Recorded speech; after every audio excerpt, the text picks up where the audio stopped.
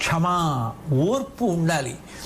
ఏ కారణం చేతనైనా తాను ఎంత ధర్మాచరణం చేసినప్పటికీ కాలం కలిసి రాక తాను సుఖములను పొందలేకపోయినా ధర్మాన్ని విడిచిపెట్టకుండా నేను పట్టుకున్న ధర్మం ఏదో ఒకనాటికి నన్ను కాపాడుతుంది.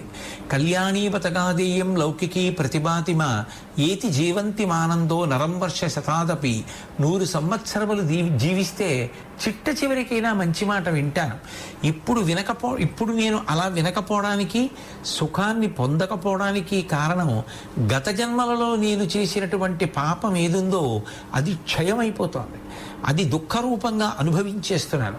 కాబట్టి అది కూడా నాకు ఒక రకంగా మంచిదే అని ఎవరు ఓర్పు పట్టగలడో వాడు మాత్రమే ధర్మాచరణం చెయ్యగలడు. అంతేకాని ఓ నెలో 2 నెలల్లో ధర్మాచరణం చేసి ఏదో ఒక ఇక్కట్టొస్తే ఇదిగో నాకు ఈ కష్టం వచ్చింది ధర్మం పట్టుకుని